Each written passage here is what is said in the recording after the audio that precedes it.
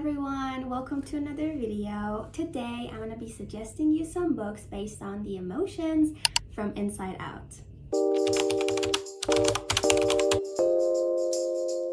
I still haven't been able to watch the second Inside Out film, but the other day I was rewatching the first one and I thought it would be a nice idea to recommend you some books. So I have a little list here. Let's first talk about the emotions that were in Inside Out 1. Let's start with the start of the show, joy. I interpreted this as books that bring me joy. And when I think about it, romance books bring me so much happiness and joy. When you want to talk about a book that has a good representation of joy, or that it brings you joy, it can be very self-explanatory. Like for me, romance books bring me so much happiness. For another person, it can be fantasy books. I wanted to talk about one of my favorite romance books of all time, and it is called The Right Move. The Right Move is the second book from the Windy City series, but don't worry, you don't have to read the first book to be able to read the second. Each book follows a different couple, and in The Right Move we have tropes of friends to lovers, forced proximity, kind of enemies to lovers, I would like to say. There is definitely a grumpy sunshine dynamic, which I absolutely love. When I was reading that book, I could not stop smiling. So yeah, if you like romance books and if romance books make you happy, definitely pick this book up. I forgot to mention that it's not a closed door book. I also want to talk about a graphic novel that makes my heart melt, and it is called Heartstopper. You probably know it, you probably have heard about it, maybe you've watched the show. This graphic novel series is literally everything. It's about Nick and Charlie and their friendship and then them falling in love. Don't get me wrong, there are definitely some heavy topics discussed in this book. If you want to pick it up, make sure to check out the trigger warnings. I just loved the way they communicated with one another, how they were trying so hard to keep this relationship alive. Every time Heartstopper is mentioned anywhere, I cannot take this smile off of my face, okay? Next up, we have sadness. So for this, I wanted to talk about some books that have a good representation of sadness and that both the character and the reader can feel the pain and the hurt that this character is going through. I have picked a few. The first one is The Stationery Shop. It's a very upsetting love story. It takes place in old Iran before revolution. It's basically about two lovers. They fall apart and they never see each other again. When I was reading it, I was just like thinking, I wish there was something I could do to make these characters feel better. Reading it made me so upset, but I also really appreciated the romance aspect in the book. If you can tell, it's one of my favorite books of all time, so read it, please. Next up, I would like to talk about My Policeman. This is about a love triangle. And usually when it comes to love triangles, we pick sides, you know? We're like team this or team that. But like with this book, you cannot pick a side, okay? Or at least I couldn't. I felt for each and every character, like we could understand all of the characters, and I think the author did such an amazing job. I could sympathize with them so hard that when I was reading, they couldn't do anything about the things that they were going through. I was like, oh my god, I actually feel what you're talking about. And then the last book that I want to mention for the emotion of sadness is called Normal People. Again, it's a sad love story. There are definitely happy, cute little moments and there are beautiful conversations, but overall, these characters, they meet, but they keep falling apart and then finding their way back to each other over and over and over again. And both of them go through some really dark things throughout their life, and we get to read about it, we get to experience it through their eyes, and so it can be a little bit upsetting while you're reading it. Again, check the trigger warnings. Next up, we have Mr. Anger. So for this, when I look at the word anger, the first thing that comes to my mind is feminine rage. And when I think about feminine rage, I think of Circe. It's a Greek mythology retelling of the story of Circe. I could feel the anger. I could feel the rage. And she was like doing the whole revenge thingy. I was so proud of her and I was rooting for her. Another book that definitely reminds me of female rage, again, one of my favorite books of all time, Gone Girl.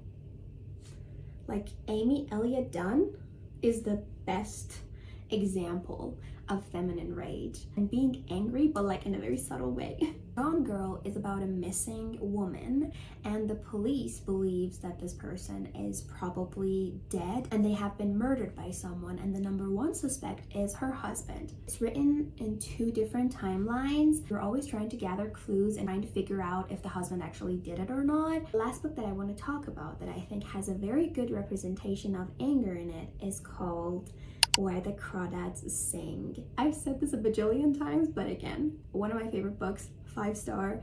It's a mystery thriller / romance book. What more could you want? Again, in this book, we are following 2 different timelines. One of them, we're following Kaya throughout her life, like from her childhood to the time that she grows up, falls in love, and everything. The other timeline is following a murder case. Like, Kaya is actually an adult, and everybody thinks that Kaya has done it. Next up, we have a very relatable character, Fear. One book that has an amazing representation of fear is called Acts of Desperation. I have talked about this book before. We're reading from the point of view of this unknown woman. She has an anxious attachment style, so when she falls in love, she starts acting very obsessive and strange. She does everything in her power to keep that person in her life. She's like very afraid of losing this person and losing themselves completely. So when we're thinking about the emotion of fear, I think it's best to also mention some horror books. I want to talk about 2 books. One of them is a book that really scared me, and I think it will scare a lot of people as well. It's called Home Before Dark by Riley Sager. That book, so terrifying at some points. Like, I was reading it at night, so I would recommend that. And I was reading it alone at night in my bedroom. So if you want to be scared by a book, do that. It's like a haunted house horror book. And next up is a book that scared me, but I don't think it will scare everyone, and it is called Our Wives Under the Sea. I have talked about that again on my channel before. I got scared by that book only because I struggle with thalassophobia and I am scared of deep waters. And in this book, one of the characters is stuck under the ocean. The chapters that I was reading from her point of view, no, I don't want to talk about it. The last character from Inside Out 1 is called Disgust. For this one, again, it was a very self-explanatory pick because I couldn't think of a book that has like a good representation of disgust in it. I could only think of some books that made me feel disgusted of something. Metamorphosis by Franz Kafka. You probably know. The main character is an insect. I could understand the intention, okay?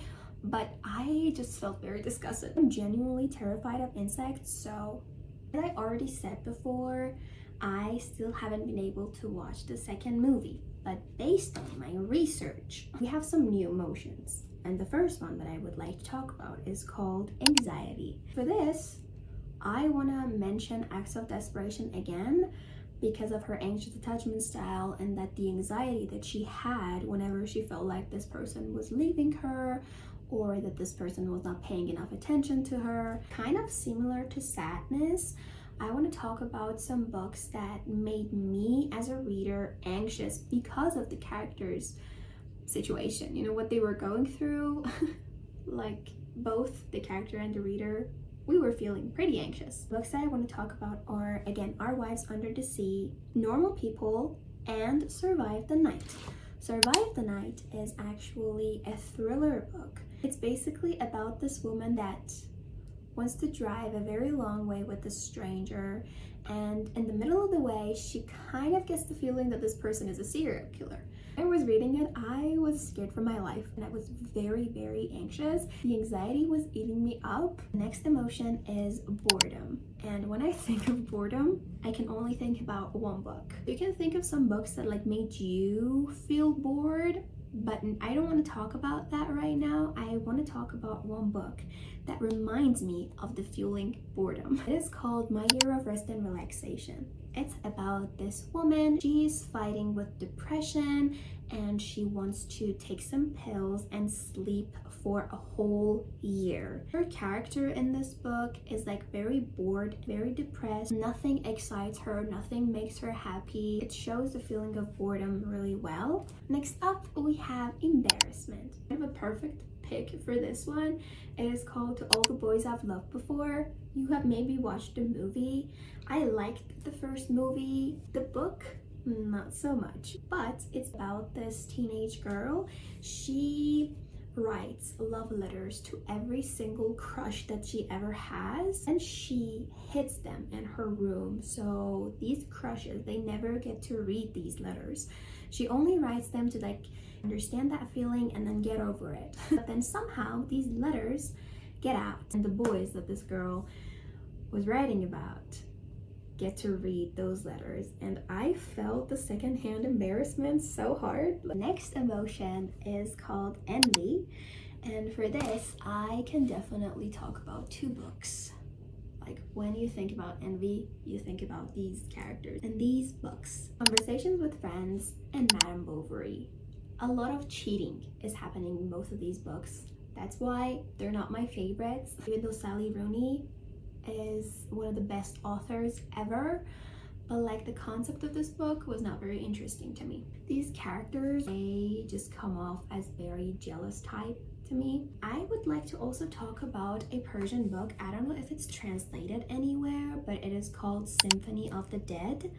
So in that book, there are two brothers that one of them is just like very envious. The writing and depiction of this emotion is very well done. Last but not least, we have nostalgia. I'm not sure if this is mentioned in the movie or not, but I saw some like images here and there, so I'm adding it in. The feeling of nostalgia can be very personal to every person.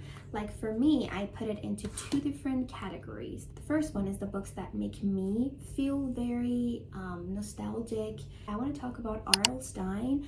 Like I started reading because of R.L. Stein, so you get the picture. And the second one are the books that probably will make a lot of people feel very nostalgic. Is called the Harry Potter series, obviously. Like thinking about Harry Potter just reminds me of my childhood. Thank you for watching. Don't forget to like this video, comment, share it with your friends, and subscribe.